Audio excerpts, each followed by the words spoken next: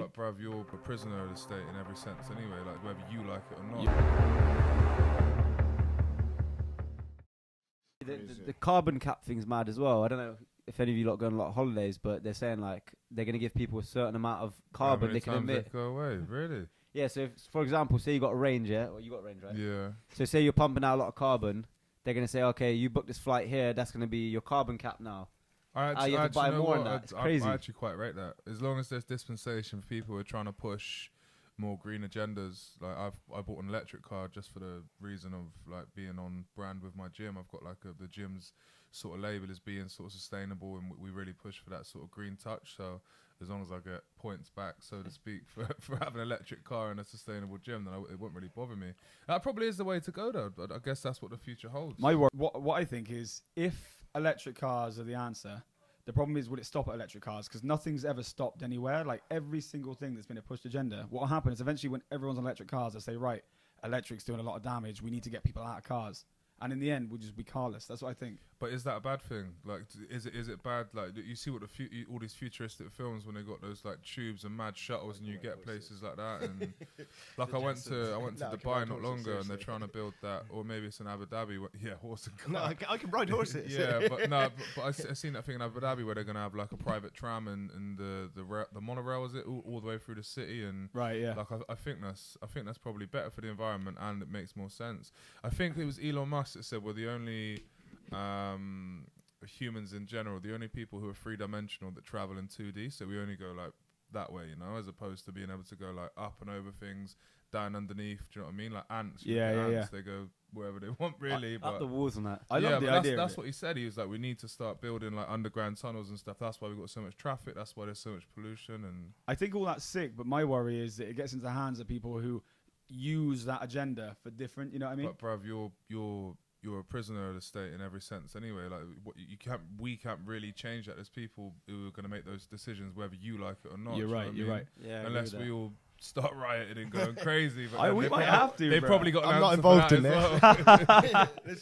You know what the problem is, yeah? Like, for example, this ULEZ thing, yeah? Like, it's all good, saving the environment, this, that, and the other, but who did it target? Like, poor people. You know what I mean? People who are at the bottom already, now they got to pay £9 to enter the town centre. Like, if you do that every day, you know, that's like £300 a month for a normal person who's struggling already, like cost of living crisis. It's crazy. Let's bang a ULEZ charge on. You know what I mean? So they have to buy a new motor. Yeah, which they can't afford. Now what? Like, that person's got a lower quality of life. Finance it. Now they're going to pay more money back on the finance. Yeah, exactly. Vicious circle.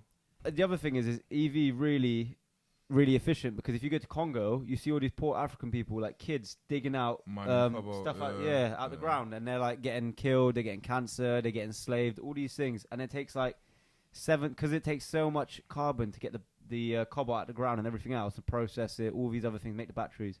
It takes 7 times longer for you to pay back the carbon footprint from an EV. I've heard this, but do you not think that may be just a bit more propaganda as opposed to? I don't know. I'm asking the question. Yeah.